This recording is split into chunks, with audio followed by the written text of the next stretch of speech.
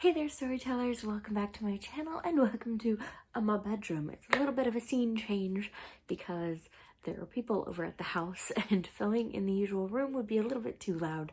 So I'm in here where I was hanging out anyway, but today's video is going to be another bookish tag, and it is one that is inspired by one of my favorite movie series. I've read a couple of the books already, like 2.5. But without any further ado, let's get into the Narnia book tag. I will have the questions as well as the original tag creator linked down in the description below if you want to play along, but each of the 14 questions is inspired by an element, a character, or one of the novels of the Chronicles of Narnia series. So without any further ado, let's get into this. Question 1 is Narnia, a magical land you would like to visit, and other than Narnia itself, I would have to say the Shire. I think I would be so at home among the hobbits. It's not even funny.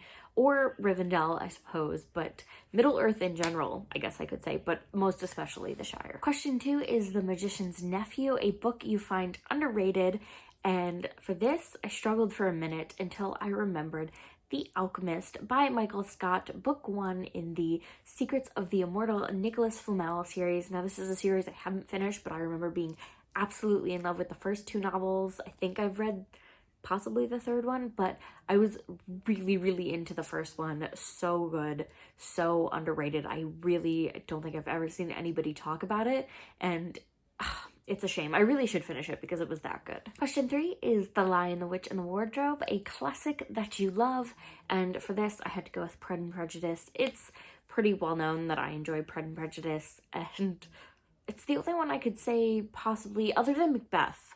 I also love Macbeth.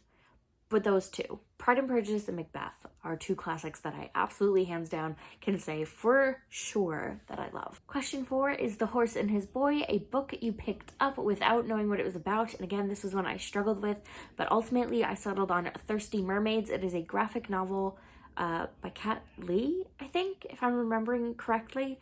And honestly, I didn't know anything about it other than like what I gleaned from the cover. The synopsis that I read was not any more helpful, so I was actually pleasantly surprised by how complex the story was, because Thirsty Mermaids just doesn't sound, it sounds like it's gonna be whimsical and fun, which it kind of is, but it also was more than that. Question 5 is Prince Caspian, a sequel that you enjoyed or loved. Sequel that you loved. And for that, I went with The Camelot Betrayal by Kirsten White. This is the sequel to The Guinevere Deception, and it is a series I'm actually very much enjoying and getting ready to finish because the last book just came out. Question 6 is The Voyage of the Dawn Treader, a quest you would like to be a part of. And for this, without using a quest from a novel I had already mentioned, I decided to go with the quest that Percy Jackson goes on in The Lightning Thief. I absolutely adore Greek mythology, and I remember just wishing I could go on that adventure with Percy. Question 7 is The Silver Chair, a book you didn't expect to love, and for this I had to go with the graphic novel Nimona, who I can't remember who it's by at the moment, but I actually was really surprised by how much I enjoyed it. I thought it was just going to be a silly little story, and again, it was a graphic novel that packed a little bit more of an emotional punch than I was expecting, and I really loved the art style and the kind of medieval vibe of everything, medieval, almost sci-fi heroes kind of vibe. It was a whole kind of thing. Very unique, but really well done. Question 8 is The Last Battle, the perfect ending to a series you loved, and for that, I had to go with Any Way the Wind Blows by Rainbow Rowell. It is the conclusion to the Simon Snow trilogy, and while I'm sure some people will disagree with me, I actually thought it wrapped up the story of the characters really nicely, while sort of leaving the door open for her to come back to them should she ever want to. Question 9 is The Pevensies, a siblinghood of friendship that you would like to be a part of, and I could not think of a book that had a siblinghood, more than 2 siblings, or siblings that got along. I couldn't think of siblings that really I wanted to be a part of other than the Pevensies, but eventually I did actually think of some, and I went with Simon, Jared, and Mallory Grace from the Spiderwick Chronicles. Do they always get along? No, but that's siblings for you. In the end, they work together and they're a great unit. They play to each other's strengths and they help cover each other's weaknesses, and ultimately they do love each other. Question 10 is Eustace Scrubb, a character that grows on you, and I could not think of a character that really grew on me. Most characters I either like or dislike. The only one that comes close in recent reading history anyway that I can remember is Alina Starkov. I still don't love her, but I like her more than I did at the start of the series. Question 11 is Mr. Tumnus, your favorite mythical creature? And while I do love Mr. Tumnus himself, I had to go with mermaids. I just love the ocean. I just love it.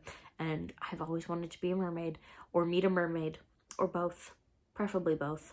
And yeah, I just love them. Question 12 is Caspian, a character with regal qualities. And for that, I went with Will Wagner from Avalon High by Meg Cabot.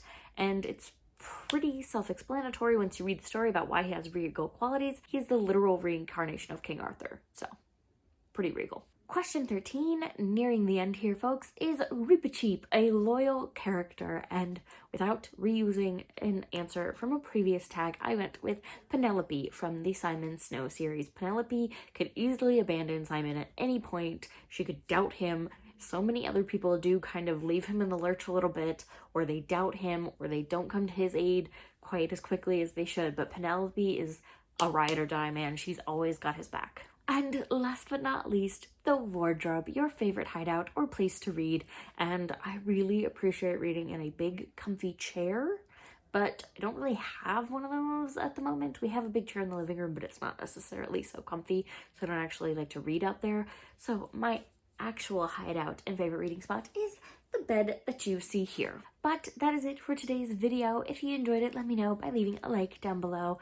Did you agree with any of my answers? Would you have answered differently? Let me know down in the comments. I'm interested to know your thoughts on any of these questions or answers that I've proposed to you guys. But for now, I'm going to get going. If you want to keep up with me and all of my bookish adventures, you can go ahead and click the subscribe button. And of course, I highly recommend that you ring the little bell so that you don't miss a beat, because it will notify you every time I post a new video, which in the month of December for 25 whole days, now that we are officially at the halfway mark, fully past it, in the middle of it, whatever you want to call it, is only for a short while longer. We are approaching the end here, folks, but it will notify you when I post a new video tomorrow, and I will see you guys then.